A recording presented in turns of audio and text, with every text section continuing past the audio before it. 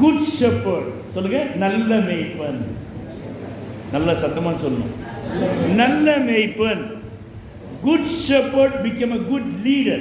ஒரு நல்ல மேய்ப்பன் தான் நல்ல தலைவனாக, நல்ல தலைவியாக குடும்பத்தை நடத்தக்கூடிய, அவருடைய கரங்களில் பொறுப்புகளை கொடுத்தால் மிக திறமையாக செய்யக்கூடிய தலைவராக, தலைவியாக நீங்கள் மாற வேண்டுமானால் நீங்கள் முதலாவது நல்ல மேய்ப்பனாக மாற வேண்டும். இந்த நல்ல மேய்ப்பனா என்று சொல்லுகின்றவர்கள ஆண்டவராகிய இயேசுவே நமக்கு ஒரு முன் மாதிரியாக இருக்கின்றார். He is a very good shepherd. இந்த மேய்ப்பர்களை குறித்து வேதத்தில் நாம் பார்க்கின்றவர்களே, இஸ்ரவேல் மக்கள் ஆடுகளை மேய்க்கின்ற தொழிலை செய்து கொண்டு வந்தார்கள். ஆனால் எகிப்தியரிடத்தில் இவர்கள் அடிமைகளாக இருந்த நாட்களிலே எகிப்தியர் இந்த இஸ்ரவேலரை இவர்கள் ஆடுகளை மேய்க்கிறபடினாலே இவர்களை அருவருக்க ஆரம்பித்தார்கள், வெறுக்க ஆரம்பித்தார்கள். அவர்களோடு கூட இணைந்து பேசவோ, உட்காரவோ, சாப்பிடவோ விரும்ப மாட்டார்கள். ஆனால் நல்ல மேய்ப்பனானவர், பிதாவானவர் தம்முடைய பிள்ளைகளை ஆடுகளை நடத்துவது போல இஸ்ரவேல் மக்களை நடத்தும்படியாக யோசேப்பு என்கிற ஒரு வாலிபனை பார்வோனுக்கு அதிகாரியாக, எகிப்துக்கு அதிகாரியாக, தள்ளப்பட்ட இடத்திலே, தள்ளப்பட்டவர்கள் மத்தியிலே ஒருவனை எடுத்து நிறுத்தி அங்கு அவர்களுக்கு தலைவனாக மாற்றுகிறார். இதுதான் மேய்ப்பனுடைய தன்மை. தேவனுடைய பிள்ளைகளே, நான் தள்ளப்பட்டவன், நான் தள்ளப்பட்டவள், எனக்கு அந்த கிருபை இல்லை, அந்த ஸ்லாக்கியம் இல்லை, அந்த வரம் இல்லை என்று என்னென்ன காரியங்களிலே நீங்கள் குறைவாக நினைக்கிறீர்களோ அந்த காரியத்திலே கர்த்தர் உங்களை உயர்த்தி அந்த நல்ல ஒரு தலைமை தத்துவத்தை, நல்ல ஒரு அதிகாரத்தை, நல்ல ஒரு கிருபையை, நல்ல ஒரு வரத்தை அவர்களுக்கு கொடுக்க ஆயத்தம் உள்ளவராக இருக்கிறார். நாம் அவைகளை பெற்றுக்கொள்ள வேண்டுமானால் முதலாவது நான் ஒரு நல்ல மேய்ப்பனாக மாற வேண்டும். நல்ல மேய்ப்பனை குறித்து பழைய ஏற்பாட்டுக்குள்ளாக நாம் பார்க்கின்றவர்களிலே ஒரு சங்கீதம் உடனே ஞாபகத்துக்கு வரும். என்ன சங்கீதம்? 23வது சங்கீதம். எல்லாருக்கும் மனப்பாடமாக தெரிந்திருக்கக்கூடிய சங்கீதம் இந்த சங்கீதம். நீ ஒரு நல்ல ஒரு மேய்ப்பனாக மாற வேண்டுமானால் மற்றவர்களை மேய்க்கக்கூடியவர்கள் தான் மேய்ப்பர்கள். இந்த 23வது சங்கீதத்தை நாம் திருப்பி வைத்துக் கொள்வோம். இந்த 23வது சங்கீதத்தில் சங்கீதக்காரனாகிய தாவீது என்ன சொல்கிறார்? கர்த்தர் என் மேய்ப்பராக இருக்கின்றார். தனக்கு ஒரு மேய்ப்பன் கர்த்தர் என்பதை மிக தெளிவாக சொல்லுகின்றார். கர்த்தர் என்னுடைய மேய்ப்பராக இருக்கிறார், எனவே நான் தாழ்ச்சி அடையேன் என்றால் குறைந்து போவதில்லை. அவர் என்னை புல்லுள்ள இடங்களிலே மேய்த்து, லீட்ஸ் தி கிரீன் பாஸ்டோரஸ், எங்கு பச்சையாக இருக்கிறதோ அங்கு நடத்துகிற மேய்ப்பன் தான் இந்த நல்ல மேய்ப்பன். உங்களை நடத்துகிற ஊழியர், உங்களுடைய குடும்ப தலைவர்கள் உங்களை நல்ல விதத்தில் உங்களை நடத்துகிறார்கள் தான் அவங்க மேய்ப்பர்கள். இந்த மேய்ப்பர் என்ன செய்கிறானா, புல்லுள்ள இடங்களிலே மேய்த்து, he leads the still water, தங்கி இருக்கிற தண்ணி. ஆடு ஓடுகிற இடத்துல தண்ணி என்ன செய்யுதுங்க? குடிக்காது. ஆடு ஓடுகிற தண்ணீரை குடிக்காது, நிற்கிற தேங்கி இருக்கிற தண்ணீர் தான் குடிக்கும். எனவே ராகேல் அங்கு ஆடுகளை ஓட்டி கொண்டு வருகின்ற வேளையிலே அங்கு யாக்கோபு என்ன செய்கிறான்? அந்த கிணற்றை திறந்து தண்ணீரை அந்த தொட்டியிலே நிரப்புகின்றான். அதை போலவே நீ ஒரு நல்ல ஒரு மேய்ப்பனாக இருக்கின்ற வேளையிலே உன்னுடைய குடும்பத்தை, உனக்கு கொடுத்திருக்கிற பொறுப்புகளை நீ சரியான விதத்தில் நடத்த வேண்டுமானால் அந்த ஆடுகளுடைய நிலைமையை நன்றாக அறிந்து கொள்ள வேண்டும். ஓடுகிற தண்ணீரில் தண்ணீர் கொடுக்காது. எனவே அவன் அந்த தண்ணீரை தேங்க வைத்து புதிய தண்ணீரை எடுத்து சேர்த்து வைத்து அதை ஆடுகளுக்கு கொடுக்கின்றான். தொடர்ந்து அந்த சங்கீதத்தை சொல்லுகின்றவள் என்ன சொல்கிறாரு? புல்லுள்ள இடங்களை மேய்த்து அமிர்த தண்ணீரை வழிநடத்துகிறார். அவர் என் ஆத்துமாவை தேற்றி, the God of comforter, அவர் உன்னையும் என்னையும் தேற்றுகிறவர். பரிசுத்த ஆவியானவர் மேய்ப்பனே, தலைவனே, நீ மற்றவர்களை தேற்ற வேண்டும். தேறுதல் ஆறுதல் என்பது ஒரு வித்தியாசமான பகுதி. இங்கே சொல்லுகிறார், அவர் என் ஆத்துமாவை தேற்றி. எதை தேற்றாரா? ஆத்துமாவை தேற்றுதல், சரீரத்தை அல்ல, ஆத்துமாவை தேற்றி தம்முடைய நாமத்தின் நிமித்தம் என்னை நீதியின் பாதைகளில் நடத்துகிறார். நான் மரண இருளின் பொல்லாப்புக்கு பயப்பட. எதுனாங்க மரண இருளின் பள்ளத்தாக்கு? அந்த மரண இருளின் பள்ளத்தாக்கு என்று சொல்லுகின்ற வழியில் பலஸ்தீனா தேசத்தில் 2 மலைகள், இப்படி ஒரு மலை இருக்கும், இப்படி ஒரு மலை இருக்கும், இடையிலே நாம் தாண்டி சென்று விடலாம், அந்த அளவு தான் கேப் இருக்கும். ஆனால் அந்த கேப் பார்த்தீங்கன்னா எத்தனையோ 1000 அடி பள்ளமாக காணப்படுமா. எனவே இந்த மேய்ப்பன் என்ன செய்வார் என்றால், இந்த ஆடுகளை நடத்தி கொண்டு வந்து இந்த மலையிலிருந்து இந்த மலைக்கு கடந்து செல்லும்படியாக, அதை தாண்டி செல்லும்படியான ஒரு போக்கை உண்டாக்குகிறது தான் இந்த நல்ல மேய்ப்பன். அவர் என்ன செய்கிறாராம்? ஏற்கனவே சொன்ன வண்ணமாக கோலையும் தடியையும் இணைத்து அந்த கவனினாலே கட்டி சிலுவையாகிய உருவாக்கி அதை 2 மலைகளுக்கு இடையிலே படுக்க வைத்து விடுவான். இந்த ஆடுகளுக்கு தலைவர்களை உண்டாக்குவான். அந்த ஆடுகளுக்கு பெயர் சொல்லி அழைப்பான். அவ்வாறு சொல்லி தலைவர்களுக்கு சொல்லுவான், நான் எப்படி செய்கிறோம் அப்படி செய்ய வேண்டும் என்று சொல்லி. அப்படியே இந்த ஆட்டு மேய்ப்பர் என்ன செய்வானா, முதலாவது செல்கின்றவள அப்படி ஜம்ப் பண்ணிட்டே போவானோ. அப்போ அதே மாதிரி அந்த தலைவன் ஆடுகளும் அவ்வாறு அவனை பின்தொடருமா. தொடர்ந்து பின்னே வருகின்ற ஒவ்வொரு ஆடுகளும் அப்படியே செய்ய ஆரம்பிக்கும். அவன் அப்படியே அந்த மலை பகுதியிலே சுற்றி சுற்றி சுற்றி அந்த 2 இடையிலே அங்கே அந்த சிலுவையை வைத்து விடுவானாம். கோலையும் தடியும் இணைத்து கட்டி வைத்து விடுவானாம். ஏற்கனவே வச்சுட்டு அங்கேருந்து அப்படியே வந்து ஜம்ப் பண்ணி தாண்டி போயிடுவான். அவன் போன உடனே எல்லா ஆட்டு தலைவனும் மற்ற ஆடுகளும் பின்தொடர்ந்து கொண்டு அப்படியே சொல்லுமா. கொஞ்சம் தூரம் போனவுடனே தலைமை நடத்துகிற ஆட்டுக்கு சொல்லுவானா, நீ நேராக போய்கிட்டு இரு, நான் பின்னால் வரேன் என்று சொல்லி. உடனே அந்த ஆடு போக மற்ற ஆடுகளும் பின் சென்று கொண்டே இருக்குமாம். இந்த மேய்ப்பன் மூலமாக வந்து அந்த கோலையும் தடியை இழுத்து விடுவான். ஆனால் எல்லா ஆடுகளும் பயமில்லாமல் அது என்ன செய்யுமா, அவைகளை தாண்டி தாண்டி செல்லுமா. தேவனுடைய பிள்ளைகளே, நீயும் நான் ஒரு நல் மேய்ப்பனாக இருந்து மரண இருளின் பள்ளத்தாக்கிலே தான் நம்முடைய பிள்ளைகள், நம்முடைய குடும்பம் சென்று கொண்டிருக்கிறதை மறந்துவிட வேண்டாம். இந்த மரண இருளின் பள்ளத்தாக்கில் இருந்து பிள்ளைகளை நாம் கடத்தி செல்ல வேண்டுமென்றால், நடத்தி செல்ல வேண்டுமென்றால் அவர்களுக்கு நாம் வசனத்தை கற்றுத்தர வேண்டியது மிக அவசியமாக இருக்கிறது. எனவே அந்த மரண இருளின் பள்ளத்தாக்கிலே நான் நடந்தாலும் ஏன் அவரது கோலும் தடியும் என்னை சேற்றும். கோல் எதற்காக? பறிப்பதற்காக. தடி எதற்காக? சிங்கம் புலி கரடி ஓனாய் வருகின்ற வெள்ளதை அடித்து, மிருகங்களை அடித்து ஆடுகளை காப்பாற்றவும் தன்னை காப்பாற்றிக் கொள்ளவும். அதை போலவே நம்முடைய பிள்ளைகளை காப்பாற்ற வேண்டுமானால் நம்ம என்ன யூஸ் பண்ணோம்? கோலும் தடியை யூஸ் பண்ணோம். இதுக்கு ஞாயிற்றுக்கிழமானா சபைக்கு இஷ்டத்துக்கு வர்றது, இஷ்டத்துக்கு போட்டீங்க பேசுறது, இதெல்லாம் உங்கள் பேரண்ட்ஸ் இங்கே பார்த்தீங்கன்னா அங்கேயே முன்னாடி தான் செய்யணும், கிள்ளணும். கோல் நீ இன்னைக்கு இப்படி செய்யலைன்னா நாளைக்கு உங்கள் பிள்ளை வெளில பாஞ்சிட்டு வாங்க பாரு, வெளில ஒரு டீம் பாஞ்சிட்டு பாரு. அடங்காதும். ஏன்னா வளர்ந்துட்டோம், எங்களை யாரும் கேட்க முடியாது. வீட்டில் அடங்காதவன்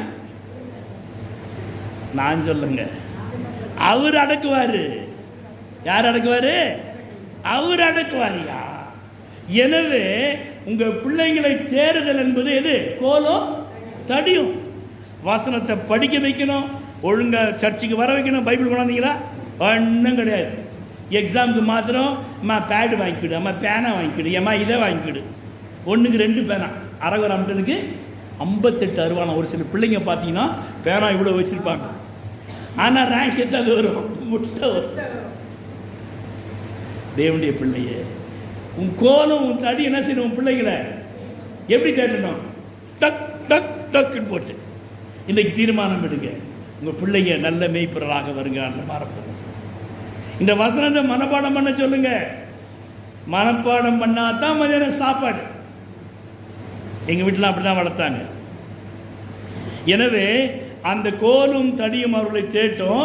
அப்புறம் சொல்றாரு பாருங்க, அவர் என் தலையை எண்ணெயாலே அபிஷேகம் பண்ணுகிறார். எண்ணெய் என்பது பரிசுத்த ஆவியானவரை குறிக்கிறது. இந்த ஆடுகள் இரவிலே என்ன செய்யுமா, அந்த அந்த கூடாரத்துக்குள்ளாக வருகின்ற வழியிலே ஒவ்வொரு ஆட்டினுடைய தலையும் பிடித்து அந்த 2 கொம்புகளுக்கு இடையிலே ஒலிவ எண்ணெயை அங்கே ஒரு குழி மாதிரி இருக்குமா, அதில் ஊற்றுவாங்க. ஏன்னா இரவெல்லாம் அந்த எண்ணெய் ஊறுகின்ற வழியிலே பகலிலே விஷ ஜந்துக்கள் கடித்திருக்கலாம், விஷ முள் குத்திருக்கலாம். இவைகள் அனைத்தும் இந்த எண்ணெய் இறங்கி அந்த விஷத்தை முறித்து விடுகிறதாக இருக்கிறது. அல்லேலூயா. தேவனுடைய பிள்ளையை இரவிலே உங்கள் வீட்டில் உங்கள் பிள்ளைங்களுக்கு குடும்ப ஜெபம் கற்றுக் கொடுங்க. தனிப்பட்ட விதத்தில் முழங்கால் பட்டு ஜெபம் பண்ண வைங்க. அது ஆயில், அது அனாயிட்டிங், அது அபிஷேகம். சாப்பிட்ற நேரத்தில் எத்தனை பேர் ஜெபம் பண்ணிக்கலன்னு தெரியாது. நல்லா சாப்பிட்ட பின்னாலேயும் ஜெபம் பண்ணும், முன்னாலேயும் ஜெபம் பண்ணும். நீங்கள் ஜெபத்திற்கு அதிகமாக முதலிடம், அதான் அபிஷேகம் என்பது. அது அபிஷேகம் எல்லாவற்றையும் உனக்கு உணர்த்த வேண்டுமானால் இரவிலே படுக்கைக்கு செல்வதற்கு முன்பதாக என் பிதாவே உடைய கைகளின் ஆவியை என்று சங்கீதக்காரனுடைய இஸ்ரவேலுடைய ஜெபத்தை என் ஆண்டவர் சிலுவையில் இருக்கின்ற வழியில கூட அவர் எடுத்து மொழிந்தார் என்று பார்க்கின்றோம்.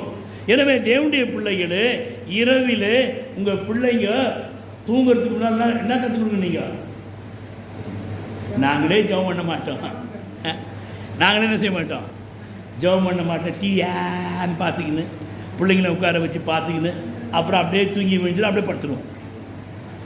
உங்களுக்கு என்ன தான் வேணும்? கோலும் யார் தருவா? அவர் தருவார். எப்போ அது கேட்பீங்க, ஆண்டவரே ஆண்டவரே தோத்துறோம் தோத்துறோம் தோத்துறோம்னா அவர் என்ன சொல்கிறார்? இன்னும் துரத்துறோம் துரத்துறோம் துரத்துறோம். ஏன்னா நீ கீழ்படியிலையே. உனக்கு அனாயிட்டி என்ன தலையில் போடனா என்ன ஆகும்? உடம்பு அவ்வளோ தெரியுது இல்லை? அதுபோல் இந்த அபிஷேகம் உனக்கு வரலன்னா இன்னும் சூடாயிடுவீங்க. கோபம், எரிச்சல், பொறாமை, கேவலமாக பேசுறது, வாய்க்கு வந்த மாதிரி கெட்ட சிந்தனைகள், இதெல்லாம் காரணம் என்ன? உனக்கு அபிஷேகம் இல்லை. தேவனுடைய பிள்ளையே, இவைகள் அனைத்தையும் என் ஆண்டவராகிய இயேசு நல்ல மேய்ப்பனாக இருந்து அவர் நமக்கு தருகின்றவராக இருக்கின்றார். தாவீதுடைய வாழ்க்கையிலே இந்த அனுபவத்தை அவன் காடுகளிலே பெற்றுக்கொண்டான். ஈசாய்க்கு மொத்தம் எத்தனை பிள்ளைங்க? ஈசாய்க்கு எத்தனை குமாரர் இருந்தார்கள்? சொல்லுங்க, தப்பானாலும் பரவாயில்ல, சொல்லுங்க. சொல்லுங்க, குட், சத்தமாக சொல்லுங்க. யார் சொல்லுது? எவ்வளோ? 8. சரியா தப்பா? 8 பிள்ளைகள் இருந்தாங்க. ஆனால் சாமுவேல் அபிஷேகம் பண்ணுற நேரத்தில் எத்தனை பேர் தான் இருந்தாங்க? 7 பேர் தான் இருந்தாங்க. இவரை கொண்டு வரல. இவர் எங்கே இருந்தார்? ஆடுகள் மத்தியில் இருந்தான். இவன் இந்த வீட்லேயுமே கடைக்குட்டி தான் செல்லக்குட்டி இல்லையா? கடைக்குட்டி தான் செல்லக்குட்டி. ஆனால் இந்த வீட்டில் கடைக்குட்டி தள்ளப்பட்ட குட்டி. ஏனென்றால் இவன் ஒரு வித்தியாசமாக அந்த குடும்பத்தில் இருந்தபடியினாலே என்ன வந்துருச்சு அவன் அப்பாவுக்கு? யார் மேலே? அதனால அவனை தூக்கி என்ன செஞ்சாங்க? ஒதுக்கிட்டாங்க.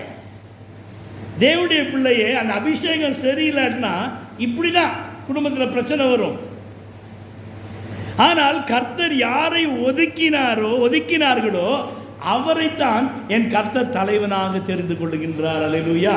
உன்னுடைய வாழ்க்கையிலே நீ எந்த சூழ்நிலை யார் உன்னை தள்ளினாலும் கர்த்தர் உன்னை தாவீதை போல தலைவனாக தெரிந்து கொள்ள அவர் வாஞ்சையுடையவராக இருக்கிறார். எனவே the good shepherd position is a leadership.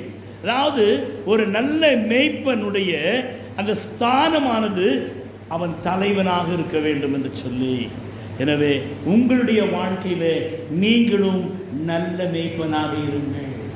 நல்ல மேய்ப்பனாக இருந்து உங்கள் பிள்ளைகளை என்ன செய்யணும்? நீங்கள் தேற்றணும். என்ன செய்யணும்? எதுனால?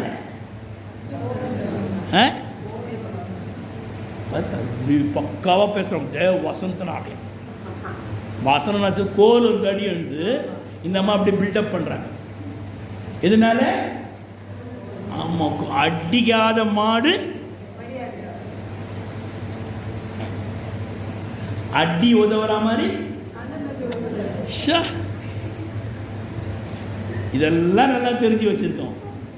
ஐயோ அடிக்காதீங்க அடிக்காதீங்க அடிக்காதீங்க, ஓடிடுவான் வீட்டு விட்டு. நம்மளே சொல்லி கொடுக்குறது, நம்மளே சொல்லி கொடுக்குறது.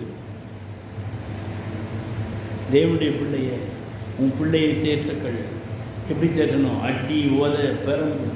அதனால் சாகான்னு வேதம் சொல்லுது. வசனத்தை படிக்க கற்றுக் கொடுங்க ஞாயிற்றுக்கிழமை. ஆனால் அவன் அந்த ஃபோனை வச்சுக்கின்னு கையில் நோண்டிக்கின்னு சாப்பிட்ற நேரத்தில் எல்லா நேரத்தையும் நோண்டிக்கின்னு அங்கேருந்து பெப்பா பெப்பா இங்கே பாருங்க, மம்மி மம்மி இங்கே பாருங்க, அக்கா அக்கா அண்ணாண்ணா. என்னது? ஞாயிற்றுக்கிழமை ஃபோனுக்கு என்ன செய்யுங்க? லீவு கொடுங்க. மொபைலுக்கு என்ன கொடுங்க? லீவு கொடுத்து அப்போ நீங்கள் ஒரு நல்ல மேய்ப்பன், அப்போ நீங்கள் நல்ல லீடர்ஷிப்பில் இருக்க முடியும், கர்த்தர்களை உயர்த்த முடியும். உங்கள் பொசிஷன் அதுதான். First the good shepherd's position, leadership position. இரண்டாவதாக த குட் ஷெப்பர்ட் ரிலேஷன்ஷிப், அந்த உறவுகள் மிக முக்கியமாக இருக்கிறது. யோவான் 10ஆம் அதிகாரம் 11ஆவது வசனத்தை வாசிப்போம். 10, 11.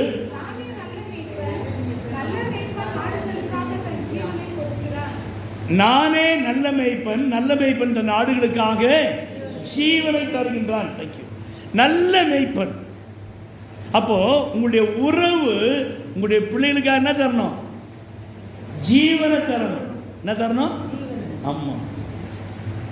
நீங்க என்ன செய்ய, எப்படி ஜீவனை தரணும்னா போட்டு அடி அடின்னு அடிச்சிடணும். அடிச்சுட்டு அம்மா அவன் சாப்பிட்டானாம்மா, இது தகப்பனுடைய கேள்வி. தாய் என்ன செய்வான்? டேய் இந்த ஆள் கிடக்கிறாரா, ஊட்டிக்கிறான், மொல்லமாக ஊட்டிடுவாங்க. இதுதான் தேற்றுதல், ஜீவனை கொடுத்தல். இந்த அம்மா உள்ளுக்குள்ளே ஊட்டுவாங்க, அந்த என்ன செய்வார்? வாங்கிட்டு அம்மா பிள்ளை சாப்பிட்டாடாம்மா. அன்பு, அன்பு தேவனுடைய பிள்ளையே. அதான் ஜீவனை கொடுக்கிற ஒரு அன்பு. தன்னுடைய பிள்ளைகளுக்காக இவன் தகப்பன் என்ன செய்கிறானா? அவன் போராடுகின்றான் ஜீவனை கொடுக்கும்படியாக. தன்னுடைய பிள்ளையை யாராவது கை வச்சுட்டா அப்பா பார்த்துன்னு சும்மா நிற்பாரா? நிற்க மாட்டார். அவர் ஒருவேளை என்ன போல ஒல்லியாக இருந்தால் கூட சரி, என்ன செய்வார்? ஏதோ சும்மாவது பந்தாவது காமிப்பார். அல்லாட்ட என்ன செய்வார்? டக்குன்னு அப்படியே பாய்க்கட்சி மாதிரி விழுந்துருவார். ஐயோ அவர் பாய்க்கட்சி விட்டார், சண்டைங்க சமாதானம் ஏதோ ஒரு விதத்தில். எனவே தேவனுடைய பிள்ளைகளே, தகப்பன் மகன் என்கிற உறவிலே மேய்ப்பத்துவம் இருக்க வேண்டும். இந்த சீசத்துவம் இருக்க வேண்டியது மிக அவசியமாக இருக்கிறது. இந்த மேய்ப்பனுக்கு தன்னுடைய ஆடுகள் பெயரை வைத்திருக்கிறான். பெயரும் தெரியுமா? ஒரு தாய்க்கு 16 பிள்ளைங்க இருந்தா 16 பிள்ளைங்க பேரும் அம்மா அப்பாவுக்கு தெரியுமா தெரியாதா? கண்டிப்பா தெரியும். அதை போலவே நல்ல மேய்ப்பனுக்கு இந்த யோவான் 10ஆம் அதிகாரம் 2ஆம் வசனம் வாசிக்கின்ற வழியில தன்னுடைய ஆடுகளை அவன் பெயர் சொல்லி கூப்பிட்டு அழைக்கிறானா. அவைகளும் அவனுடைய சத்தத்துக்கு செவி கொடுக்கிறது என்று வாசிக்கிறோம். பெயர் சொல்லி அழைக்கிறான். நம்ம ஒரு பேர் வச்சிருப்போம், ஆனா கூப்பிட்டு எப்படி? தருதல, ஒண்ணுத்துக்கு உதவாதவன. அந்த பிள்ளை என்ன செய்யும்? பாவம். அப்படிதான் ஆயிடும்.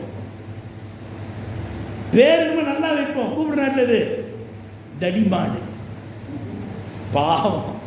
அது நேச்சுரலாவே அந்த பிள்ளை குண்டாது. எப்படி தின்னுது பாரு. வேண்டாம். எப்படி பிள்ளைகளை காயப்படுத்தாதீங்க. பிள்ளைகள் நல்ல பெயரை வச்சிருக்கீங்க, அந்த பெயரை சொல்லி கூப்பிடுங்க. ஸ்பெஷல் பேர் வைங்க. அது எப்படி இருக்கணும்? இன்னும் ஆசீர்வாதமாக இருக்கும். உன் பேர் என்னடா? ஆல்வின். உன் பேரு ஜெய்சன். ஆல்வின் ஜெய்சன் எப்படி கூப்பிடணும்? செல்லக்குட்டி, நடுக்குட்டி, எப்படி? நடுவில் பிறந்தவனே நடுக்குட்டி, கடைக்குட்டி, வாடி செல்லம். கூப்பிடலாமா? கூப்பிடக்கூடாதா?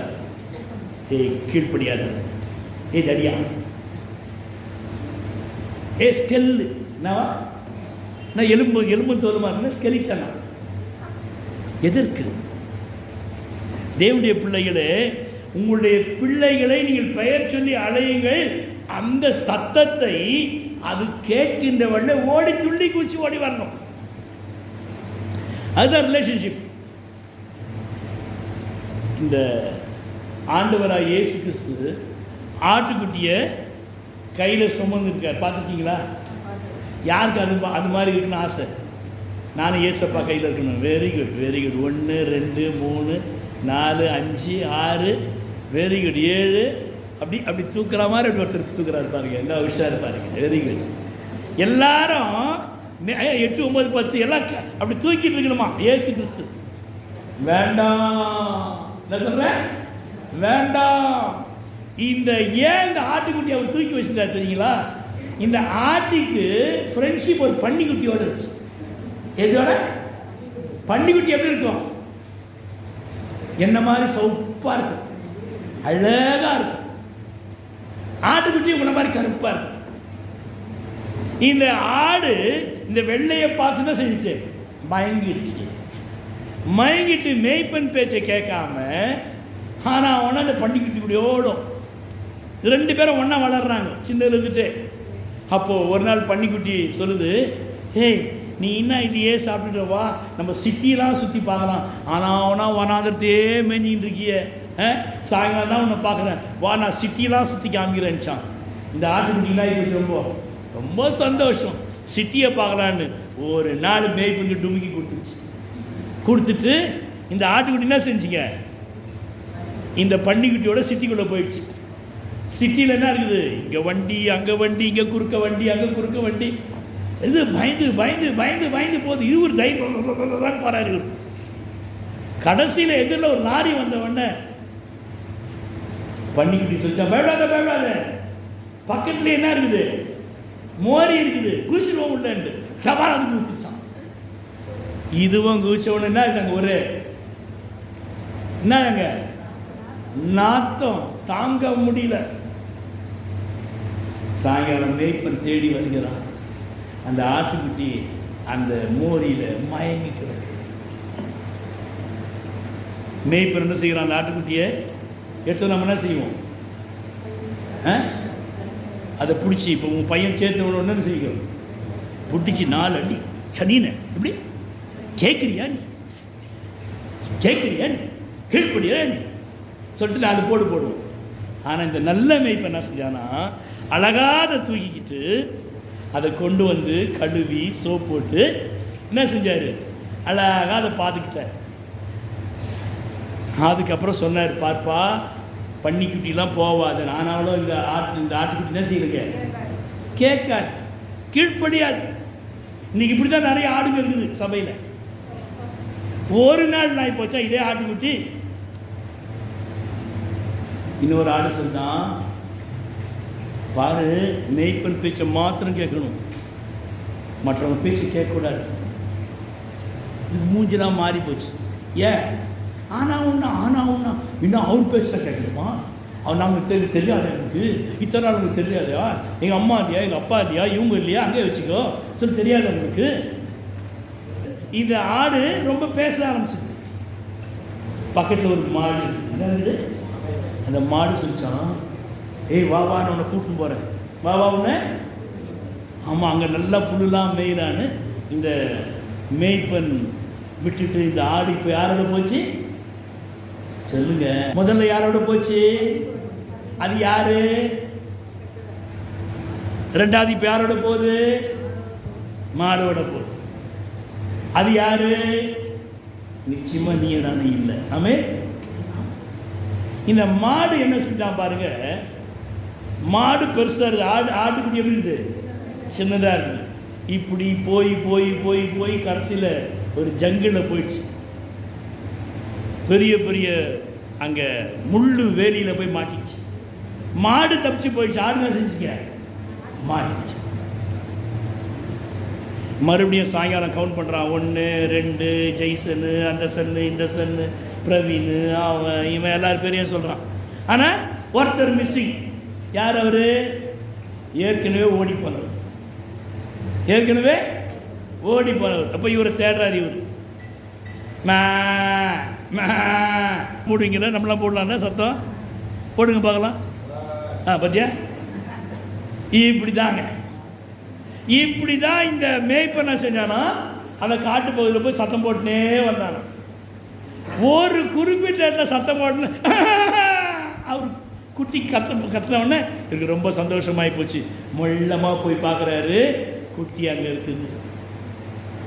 குட்டி அங்கே பார்த்த உடனே இவர் என்ன செய்கிறாரு, அந்த இடத்துலையே ஒரு கூடாரம் போட்டு உட்கார்ந்து கொண்டு. அதான் மேய்ப்பன், மேய்ப்பனுடைய அன்பு தேவனுடைய பிள்ளை.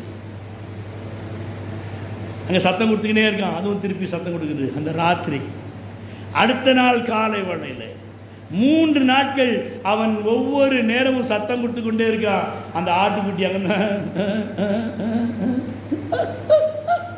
4வது நாள் சத்தமே இல்லை. ஏன் என்ன இல்லை, அதுக்கு டயர்டாகி போச்சு. அப்புறம் என்ன இல்லை, பூவா இல்லை, தண்ணி இல்லை.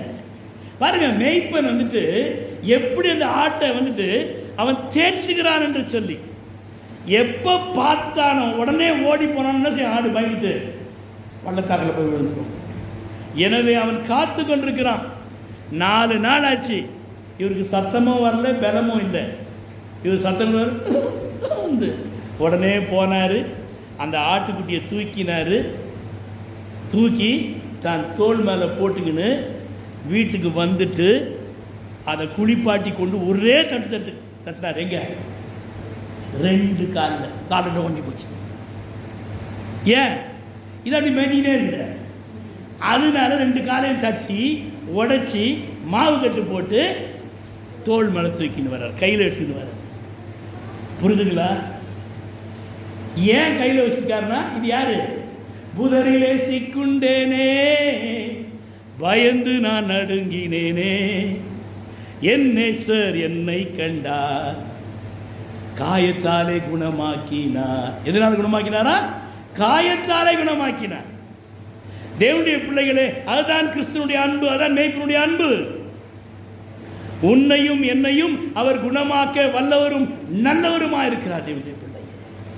ஆனால் அவருடைய அரவணைப்பு, அவருடைய தேறுதல் வித்தியாசமாக காணப்படும். நீ அடி வாங்காமல் இருக்குன்னா அவருடைய சத்தத்தை கேட்டு அவருக்கு பின்னால போகணும். இயேசுவின் பின்னே போக துணிந்தேன், பின்னோக்கே நான் என்று நாம் போக வேண்டும் தேவனுடைய பிள்ளைகளே.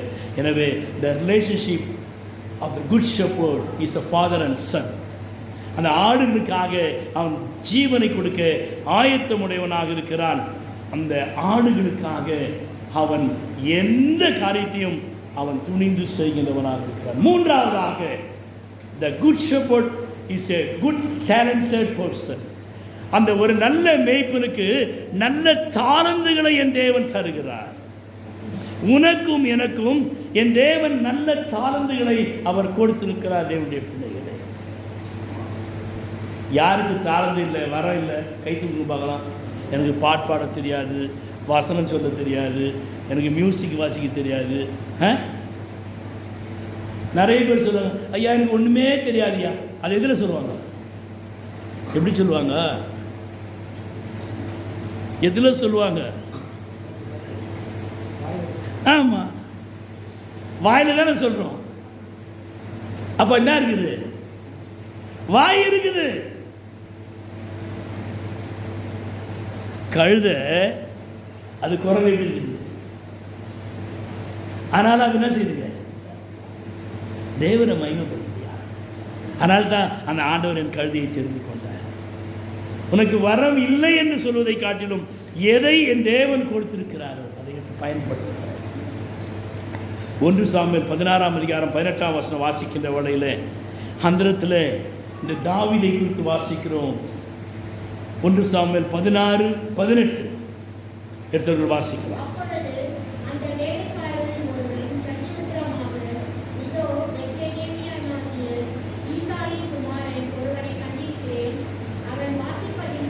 அவன் வாசிப்பதில் தேறினவன், அவன் பராக்கிரமசாலி, யுத்த வீரன், காரிய சமர்த்தன், சௌந்தரியம் உள்ளவன், கர்த்தர் அவனோட இருந்தார். தேவனுடைய பிள்ளைகளே, இஸ் a musician.